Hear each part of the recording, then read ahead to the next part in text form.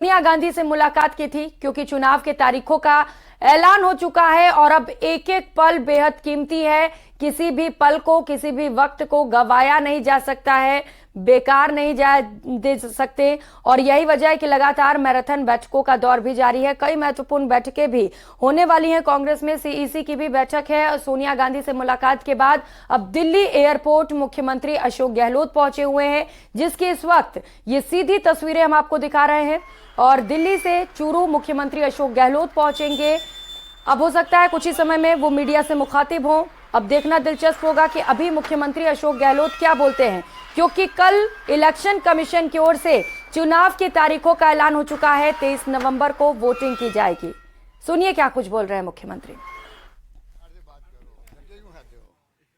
आपके दर्शन बहुत टाइम बाद होते हैं हमें यहाँ पे।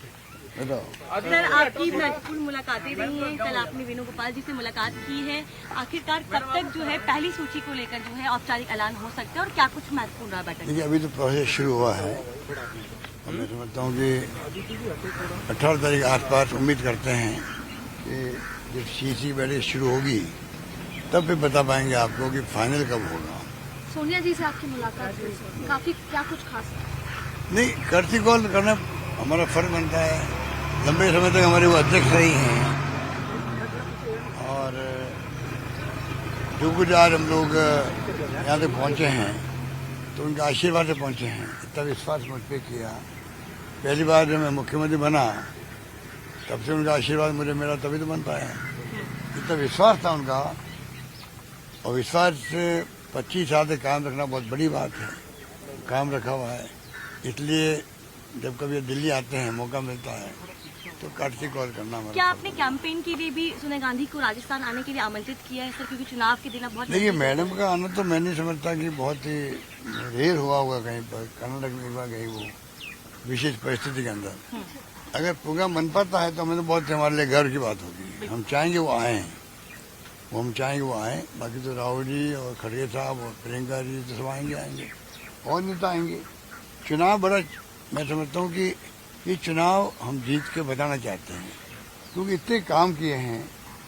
अब पब्लिक जो है गांव-गांव में, हर घर में बेनिफिशियरी हो गया है। इस प्रकार की हमारी योजना शानदार है। सोशल सिक्योरिटी की है, कानून पास हमने कर दी है। महंगाई को लेकर राहत देने के लिए हमने विनम्र प्रयास किया है। देखो, महंगाई की मार सबको होती है, बस विथ ह्यूमिलिटी ये प्रयास किया गया इस महंगाई की मार के वक्त में कैसे राहत मिले लोगों को। हमारा हर कदम उस दिशा में है, कैसे कम से कम बचत हो घर के अंदर, जिससे कि बच्चों की देखभाल अच्छी हो सके। इस प्रकार से हमने बचत करने का प्रयास किया और उसमें हम कामयाब भी हो गए। जो फीडबैक आ रहा है वो फीडबैक यही है कि चारों और लोगों में मैसेज है गांव-गांव के अंदर। अब बीजेपी वाले कई अफवाह चलाते रहते हैं, हम लोग उनकी तरफ ध्यान नहीं दे रहे हैं, ना उनको जवाब देना चाहते हैं हम लोग, क्योंकि गुड गवर्नेंस इतनी बड़ी है राजस्थान के अंदर। गुड गवर्नेंस के आधार पर हम पब्लिक से अपील करेंगे भाई अब हमें एक मौका और दो, जिससे कि हम बता सकें आपको कि सरकार रिपीट करने के क्या फायदे हैं और सरकार रिपीट नहीं होती तो क्या नुकसान है।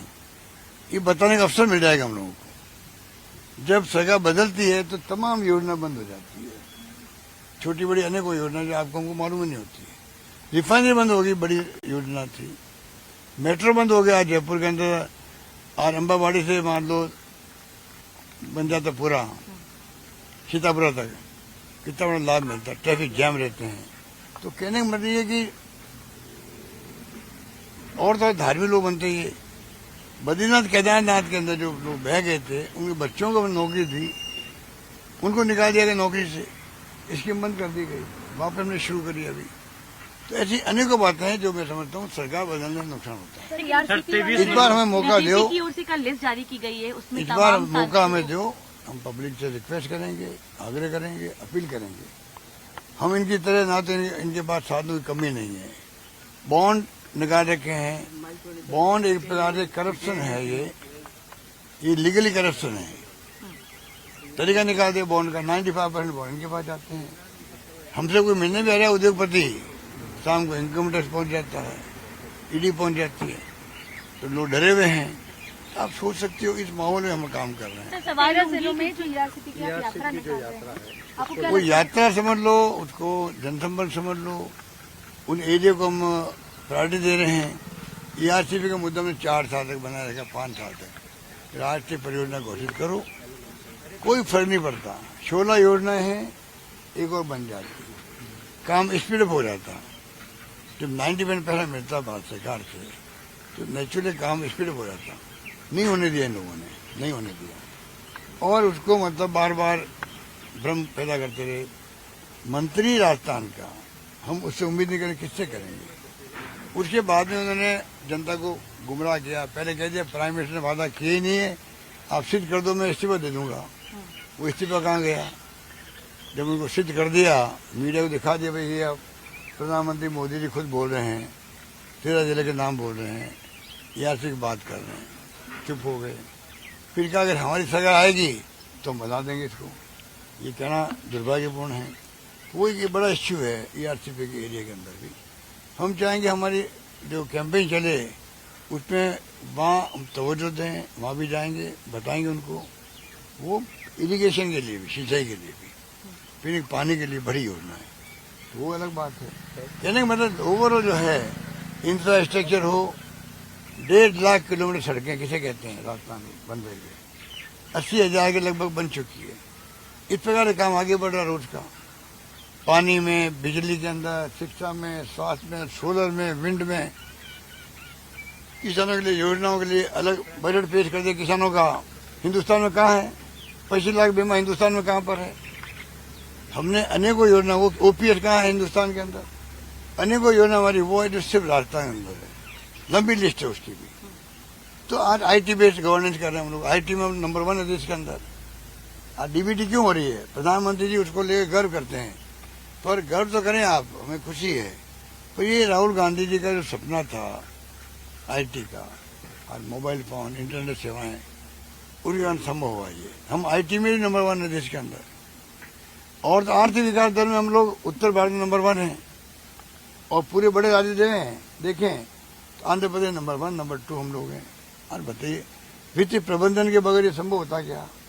ये हमने करके दिखाया, इसीलिए इतनी योजनाएं हम लोग लागू कर पा रहे हैं राजस्थान के अंदर। लोग कहते हैं पैसा कहाँ से आ रहा है, पैसा वित्तीय प्रबंधन से आ रहा है, पैसा बचत से आ रहा है, फिजूल खर्ची नहीं हो रही है, इसलिए आ रहा है। 7 सांसद 10 बागी कल पहली लिस्ट में उतारे हैं, एक कांग्रेसी हैं, अब एक उनके बारे में हम कमेंट नहीं करते, अच्छी बात है, क्योंकि वो उनका अंदरूनी मामला है। तो इतना मैं मान सकता हूँ कि अगर 7 एमपी उतारे हैं तो इन्होंने हार पहले स्वीकार कर ली है। सर आपने जाति जनगणना क्योंकि आप बताइए 7 मेंबर पार्लियामेंट इतिहास के अंदर किसी राज्य में नहीं उतारे गए होंगे। राजस्थान सरकार गिरा नहीं पाए लोग, वो दर्द ऐसा इनके कोने में छिपा हुआ है, बार बार वो दर्द बाहर निकलता है।